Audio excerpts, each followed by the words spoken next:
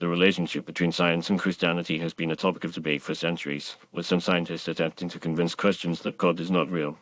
This phenomenon can be attributed to several factors, including the scientific method, the concept of naturalism, and the perceived contradictions between scientific evidence and religious dogma. One primary reason scientists may try to convince Christians that God is not real is the fundamental difference in their approaches to understanding the world.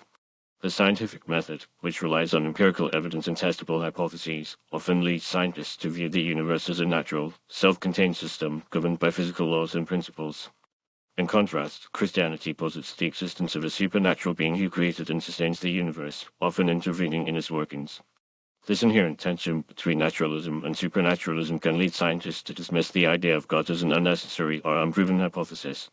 Furthermore, many scientists argue that the natural world can be fully explained by physical laws and processes, without the need for divine intervention. The theory of evolution, for example, provides a comprehensive account of the diversity of life on Earth, while the Big Bang theory explains the origins of the universe itself. These scientific explanations can lead some scientists to conclude that God is not necessary to understand the workings of the universe, and that religious beliefs are therefore superfluous. Another reason scientists may attempt to convince Christians that God is not real is the perception that religious dogma can be in conflict with scientific evidence. The biblical account of creation, for instance, is often seen as being at odds with the scientific consensus on the age of the Earth and the evolution of species. Similarly, the concept of miracles, which are often seen as violations of natural laws, can be viewed as unscientific and irrational. By highlighting these apparent contradictions, scientists may try to persuade Christians that their beliefs are not supported by empirical evidence and are therefore untenable. In addition, some scientists may view religion as a hindrance to scientific progress and critical thinking. The historical conflicts between science and religion, such as the persecution of Galileo or the opposition to Darwin's theory of evolution, can lead some scientists to believe that religious dogma can stifle intellectual curiosity and hinder the pursuit of knowledge. By promoting a naturalistic worldview, scientists may hope to encourage a more rational and evidence-based approach to understanding the world, unencumbered by what they see as superstition or dogma.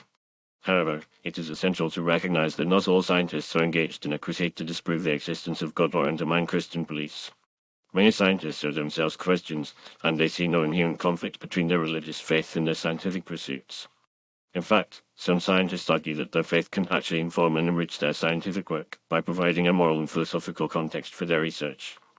Ultimately, the attempt to convince Christians that God is not real reflects a deeper tension between two distinct worldviews, one rooted in naturalism and empiricism, the other in supernaturalism and faith.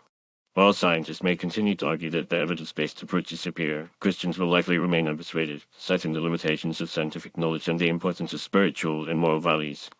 As the debate between science and Christianity continues, it is essential to recognize the complexity and nuance of both perspectives, and to approach the discussion with respect, empathy, and an open mind.